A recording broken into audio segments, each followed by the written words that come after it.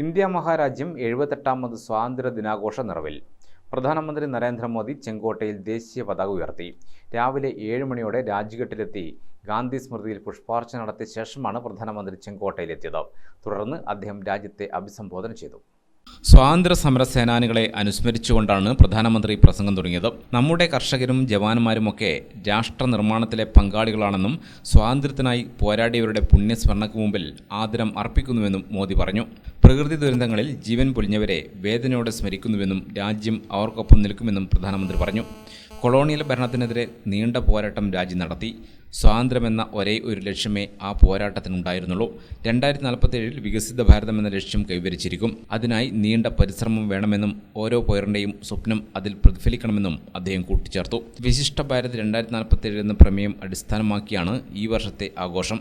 കർഷകർ, സ്ത്രീകൾ, ഗോത്ര വിഭാഗത്തിൽ നിന്നുള്ളവരടക്കം 6000 പേരാണ് ഈ തവണ ചടങ്ങുകളിൽ വിശിഷ്ടാതിഥികളായി പങ്കെടുത്തത്. വിവിധ സംസ്ഥാനങ്ങളിലെ 2000ഓളം കലാകാരന്മാരും ചെങ്കോട്ടയിൽ പരിപാടികൾ അവതരിപ്പിച്ചു.